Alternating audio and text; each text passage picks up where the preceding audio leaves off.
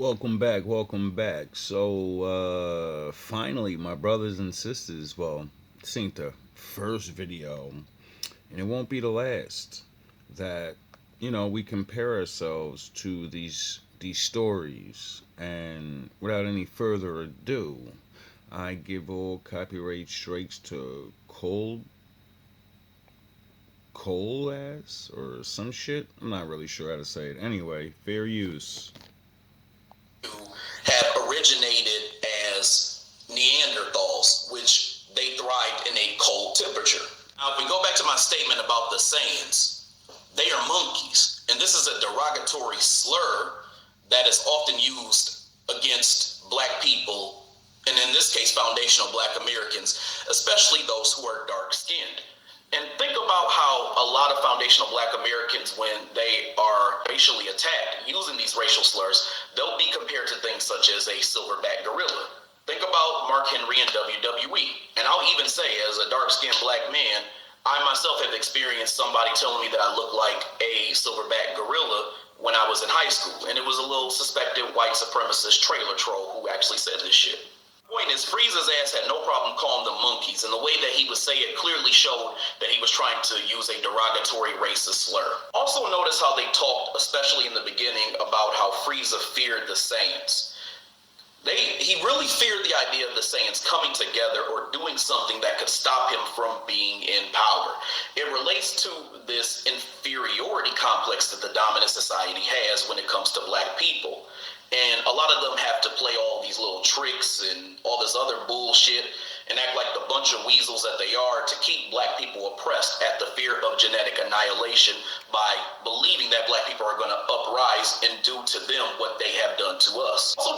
Did you know that one pharaoh ordered every newborn Hebrew boy to be thrown into the Nile River? After Joseph's death, the Israelites multiplied rapidly in Egypt, their numbers growing beyond counting. Did you know that one pharaoh ordered every What if Pharaoh had freed the Hebrew slaves after... Did you know that one pharaoh ordered every newborn Hebrew boy to be thrown into the Nile River? After Joseph's death, the Israelites multiplied rapidly in Egypt, their numbers growing beyond counting. A new pharaoh rose to power who had never known Joseph or his service to Egypt. He looked at the Hebrew population and felt only fear. What if they joined Egypt's enemies in war? First came slavery. The Hebrews were forced to build store cities under brutal conditions. When that failed to control their numbers, Pharaoh summoned 2 Hebrew midwives, Shiphrah and Puah. He commanded them to kill every male baby during delivery, but the midwives feared God more than Pharaoh and refused, claiming Hebrew women gave birth before they arrived. Enraged, Pharaoh issued his final order to all Egyptians. Egyptian soldiers marched house to house, tearing screaming Hebrew boys from their mothers' arms. They hurled the infants into the sacred Nile while mothers wailed in horror. Yet one baby survived, hidden in a basket among the reeds. Pharaoh's own daughter found Moses, unknowingly rescuing Egypt's future destroyer. Did you know that You only are what you do. So who are you? Well, just look at the genetic piece alone. There were all of these Saiyans, and it was maybe like 3 changeling cold demons. And if you think about it, in fact, the ones who are the most proud of our culture are the ones who we call pro-black. Go back and look at the Saiyans. Think about Goku. Notice how Goku would sometimes mention that he was a Saiyan here or there, but he wasn't really into the whole Saiyan pride get-up. However, Vegeta was very much into it. That's because Vegeta had a pro-Saiyan mindset, and Goku would be what many of us would call a coon, but for... No, Goku understood that you're slaves and that he's free. And you got trained by them and brutalized by them. And he got to go on the ship and he got to get the fuck out of all of that environment and go get raised normally. You know, where you don't have hatred in your heart, sort of like Moses, or maybe Jesus when he had to leave and come back to his people and say, "You're fucking idiots." You're idiots. Get the fucking hatred out of your heart, or the Father will destroy you with them.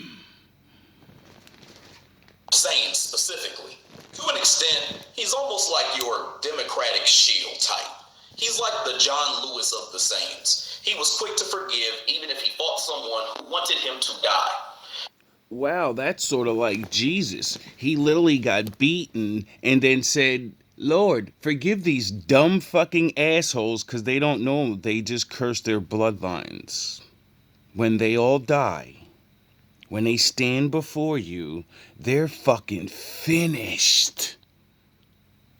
So I forgive them because you're just destroying my body. When you realize that you're more than just your body and my Father's gonna have his way with you, then you'll understand why I'm not gonna do nothing, why I forgive you, because you're pounding me.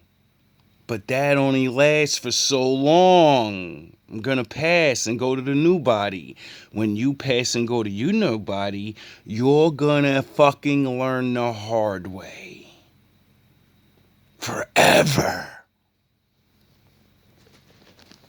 The thing about Democratic Shields is that they hate the presence of racism, but many of them still crave white acceptance and are quick to forgive their oppressors. Yeah, because we don't want to become like them. If you can't forgive somebody for doing something because it's evil, then you're basically saying, well, I'll do it to you, which basically means you've become your enemy. And what's the Lord gonna do to that? Oh yeah, so you do what you want to do. You keep that fucking hatred in your heart. You be your enemy. Goku's case, he's quick to forgive a murderous, evil person. But the thing is that It doesn't mean he likes him. It doesn't mean he respects him. And last time I checked, he always gives them a choice. You want to live? Stop your fucking shenanigans, because I'm more powerful than you now. And I am like God now to you. I'll take your fucking life. But I don't want to. I want you to live in the shame like my people had to live in the shame. It's called real eye for an eye. Goofy ass niggas. a lot of these black folks who are Democratic Shields, they don't tend to try to rectify things and evils in the world on behalf of black people or what black people experience exclusively. If anything, they put the needs of black people to the wayside. See, us pro-black foundational black Americans are like the anti-heroes of society. We don't want bad for folks, but we are prioritizing our group specifically. And Vegeta, to a certain extent, was an anti-hero who prioritized himself specifically. He was the Prince of all Saiyans, as he would say over and over and over again. And really, to be honest with you, when he would do that, that really was about cultural pride. Although people would laugh at his anger, myself included, because sometimes that shit was funny as hell, I knew the real. I knew what they were trying to do with his character. He was written as a character who they were trying to buck break and soften up to a certain extent. And once he was softened up, they called that character development.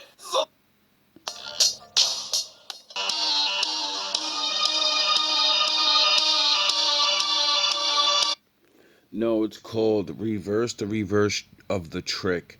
I'm gonna make you hate being like Jesus. I'm gonna make you a hateful motherfucker, and you're not gonna transform like you're supposed to. You're gonna stay this angry fucking ass nigga for the rest of your fucking life. So your Lord will punish you. Because until you get your fucking act straight, he says we can rule over you.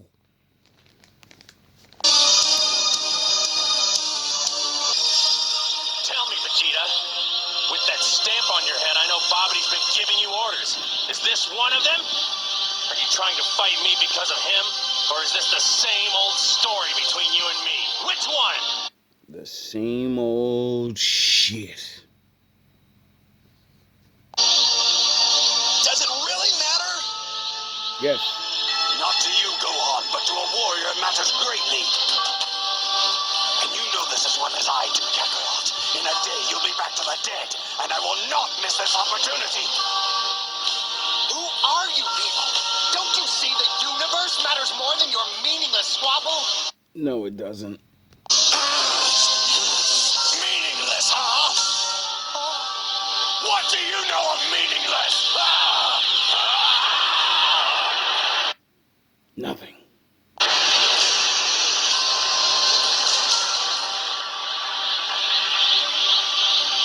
Spend most of your life ruled by another. Black Americans. Watch your race dwindle to a handful. Black Americans. And then, tell me what has more meaning than your own strength. Now, if you take Black Americans off, because you only are what you do, so it doesn't matter what name you pick or none of that goofy shit, right? And I just played that little story out the Bible, and it seems like nothing's new under the fucking sun, right? Same things happening, right? And what's more, what got them free the first time, and the second time, and the third time, and it was their strength, right? No, it was their fucking Lord that got them free. I have in me the blood of a Saiyan prince. He is nothing but a joke. Yet I've had to watch him surpass me in strength. My destiny thrown to the wayside. Because he has what activates the Lord to give him the power. Stupid. Purity in heart and forgiveness. That's why that's why it chooses him to beat you and become the Super Saiyan and not you. Because it was your birthright. You are the prince, but you forgot how to activate it because you're not a fucking man anymore. You're a warmonger. You're a warring monkey.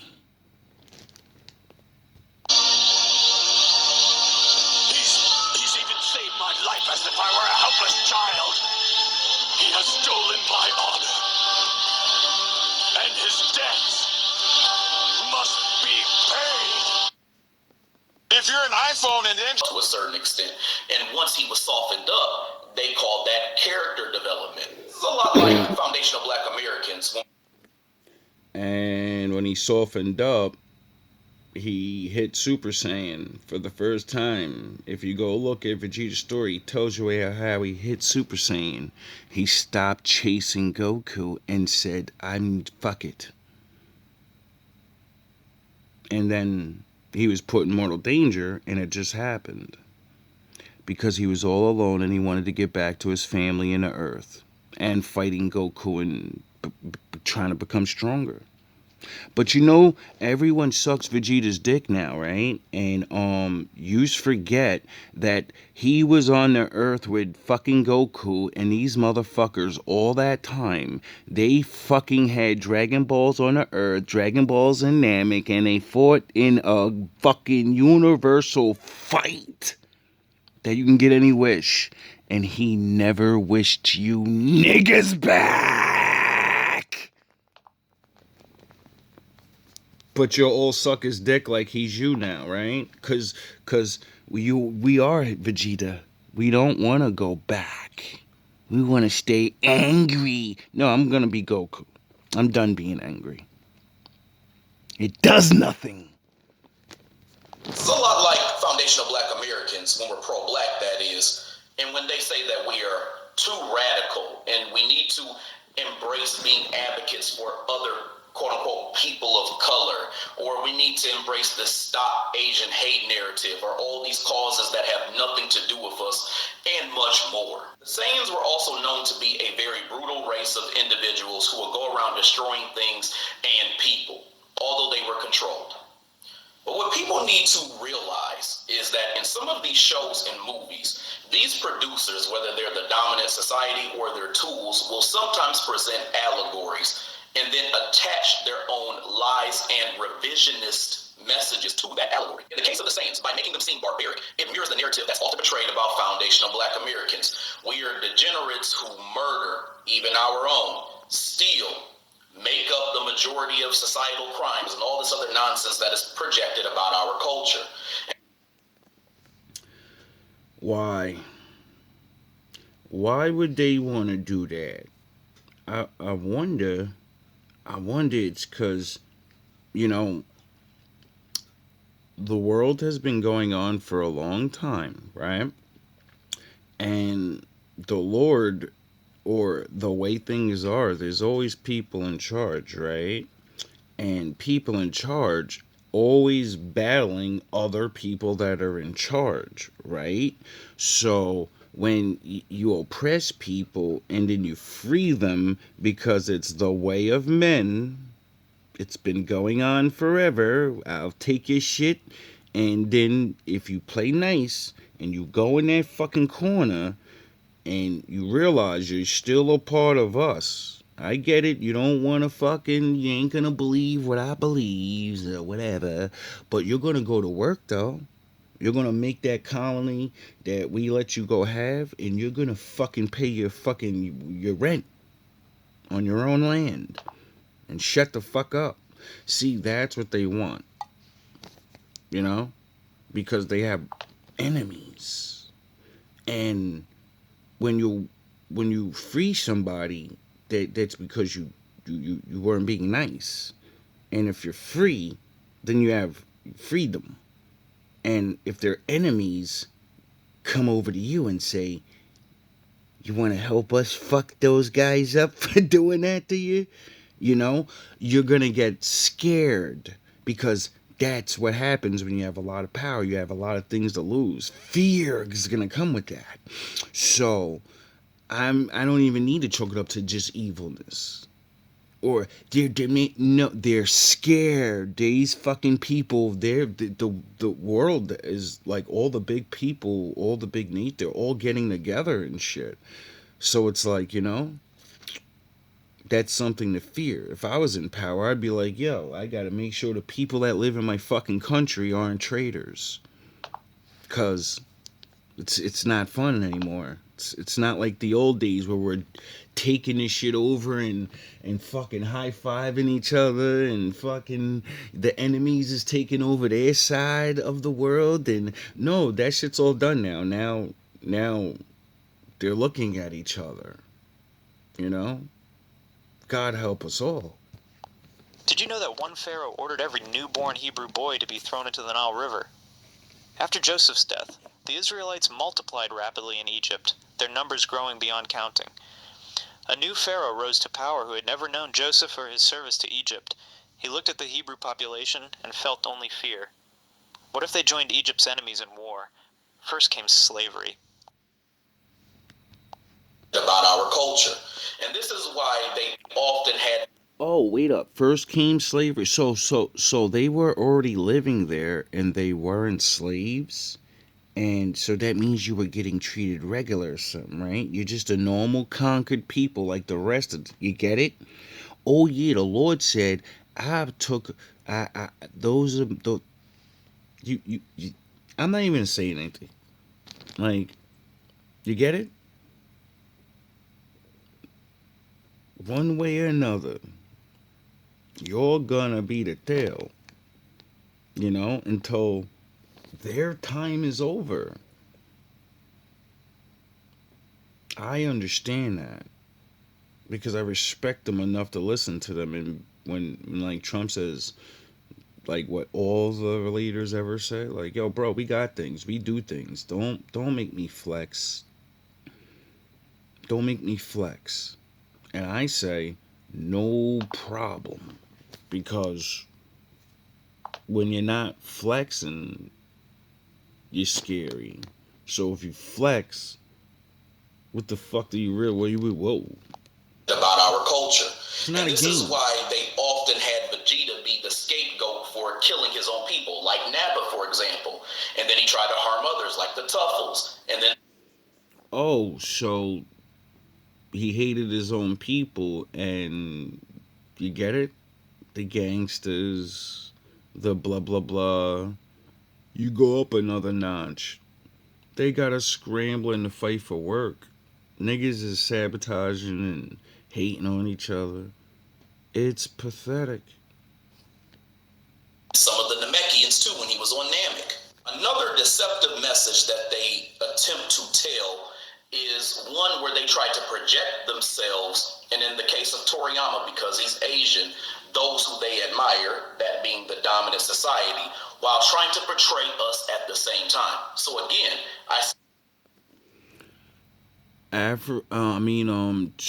China, the Asians, they figured out like years ago, like the 90s, that they are fucking black people. They found out that they originate from Africa. Get it? So maybe they're just portraying themselves and saying, let's go look at stories and shit. And then bring them to life through us and say that, because they found out they were Africans, because like all the other races, everyone says we are the legendary Super Saiyan, and I'm gonna prove it, and they all try, and then they find out that either you're not, or you find out that you anciently come from Africa. You know, like the Germans tried, Hitler and them. What the fuck you think that big race was? You know, the Olympic race that Hitler had. If you didn't learn, or like I remember when I was learning about that he said German people are fucking Super Saiyans. We originate from the Nordic gods of blonde hair and blue eyes. We are the fucking Super Saiyans. So it's like I don't know what the rest of you people have been like, not paying attention to what like everyone in the world keeps trying to say or figure out. It's like everybody's looking for somebody. Society, while trying to portray us at the same time. So again, I said that Saiyans are symbolic of foundational black Americans, but from an optic standpoint, they're portraying white people. People always wonder things such as, why are a lot of foundational black Americans so good at sports? Or why do we have this incredible power to persevere despite all of the racism and oppression that we face? Or as my man HBK from Wrestling with Racism would often say, turn shit into gold.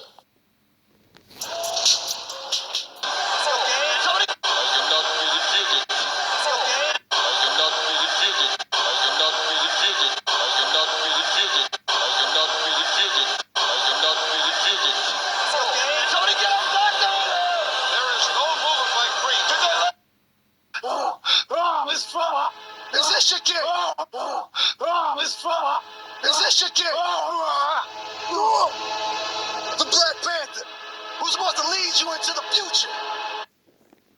Yeah, they had to stop that shit. Would often say, turn shit into gold.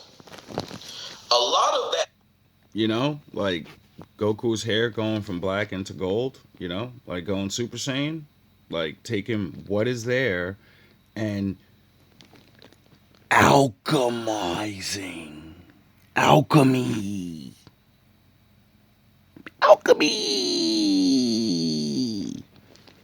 power is in our melanin, along with us having the spirit of Majara, as Tariq always refers to. Well, I gotta look up who Spirit of Majama or what that is, cause I'm not really too, and I'm beyond disrespecting now. I've grown a little bit to understand that a lot of names just are things that all lead back to the Most High anyway. And my father had a lot of sons, and I'm sure they have jobs to do. So who am I to say what is right and what's wrong? But I do know that Bible says that Abraham got a promise that his bloodline will be like the sands of the sea, and nobody else is on earth. That means you're gonna always be here because you can birth like the sands of the sea, and then you're cursed and blessed by the Lord to spend eternity fucking giving his message. And It's a curse, because if you don't give the message, you become the tail, and you still have to give the message. First. And Brother Kaba also has a term for this too. He likes to call what we experience being this thing where we are activating our Super Sapien. Speaking of fighting others, one thing about foundational Black Americans is we are the only cultural group that in large numbers will actively stand up to and fight back against oppression and racism. Well, I think that's because the Lord said, I made you a stiff-necked people. You're very rebellious. And to me, it makes sense why we fell in the first place. Because we're stiff-necked. You know? We're rebellious. So if he made us rebellious, that means we're going to slip up and rebel against him one day. And then he'll prove himself why he's our leader. By letting us fall. You get it? And then, since we're born rebellious and it's in our fucking DNA, we'll, eventually rebel. But he made this game happen. So he made it where you can't rebel. This is not back in the day. You're not gonna fight. There ain't gonna be no Great War of Freedom, nigga. No. You're gonna rebel by being good. You're gonna learn to be good again. It's the bad guys' time. And they're cursed to go through Ragnarok. Like their forefathers, the fallen angels before them. And whatever the fuck you want to call it. All those little places we keep finding and saying this is BC, and then this was before that, and then these civilizations. Yeah, my father does the same thing. Good people have their time, they fucking slip up, and then it's the other people's time, and then they slip up. And, bad people eradicate the good, they get their time. Good people can't eradicate bad people because then that would make you bad. Thus, that's not what his point is that men can stay good, you fucking dummies. That's the Job story. You get it? Now, so how's the good people get their time? Because my father cursed the bad people to Ragnarok.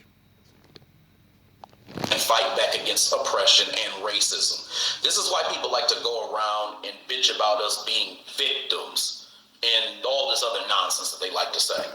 It's a straw man argument that's used against us as an attack, since we are the only ones with the self-esteem to stand up for ourselves. This is shown.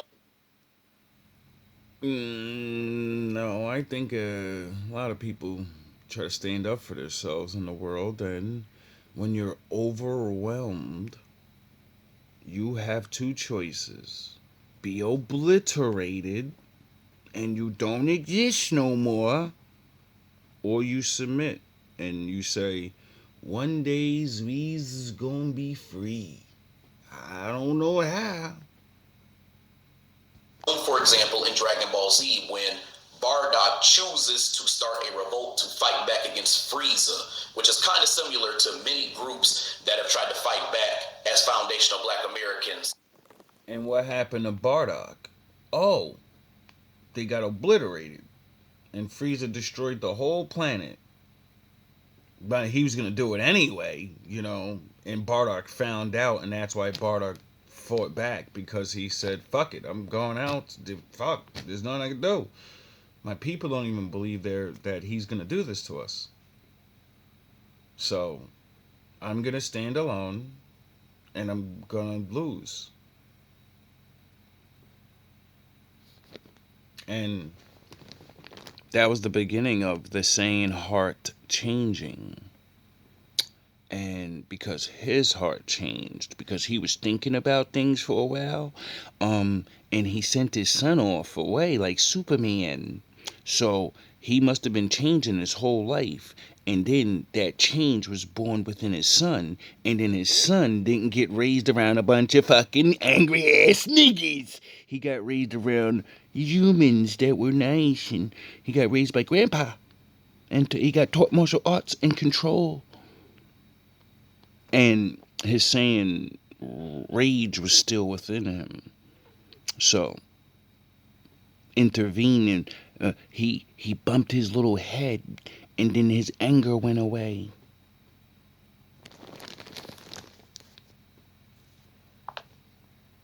What made Goku bump his head? He was already strong as fucking kid. He was beating up grown men when he was a kid. He was fucking dodging bullets and shit. So him falling from a tree, I think, like a little monkey, and bumped his little head. I think that's a cause of an unseen force that changed him permanently. Fight back as foundational black Americans in America against racism, oppression, and slavery. Think about groups such as the Black Panthers or even the Maroons if we do go back to slavery. Thing is, other groups tend to fawn or freeze when they are conquered, which is like Kiwi, and then you have the Dora genetic piece alone. There were all of these Saiyans, and it was maybe like 3 changeling cold demons. And if you think about it, you know, you really didn't see very many of them. Like, so it had to be a thing of them mimicking the practices of the dominant society through Frieza's character. Because Frieza, by reducing the number of Saiyans, was able to control the Saiyans that he had basically in his grasp. It's kind of. And when it was all said and done, how many Saiyans was it? It was Goku, Vegeta, and Goku's son. Trunks wasn't born yet. So they got reduced down to 3. Just like the bad guy side. Frieza was there's only 3 of them. They had the Dragon Balls the whole fucking time.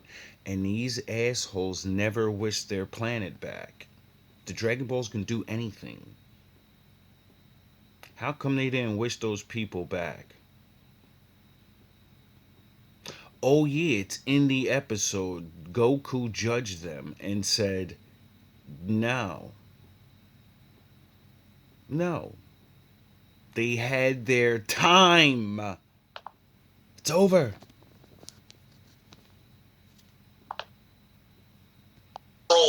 The Saiyans that he had basically in his. Vegeta could have stole the Dragon Balls and wished them back. I'm sure they're gonna make new episodes, and I hear they're bringing Vegeta's gonna wish them back. I wonder why. Oh yeah, because my father said we're making a comeback in the midst of all of this bullshit, and we're gonna walk the fuck away and let these people do what they do, while we watch from the sidelines. You know?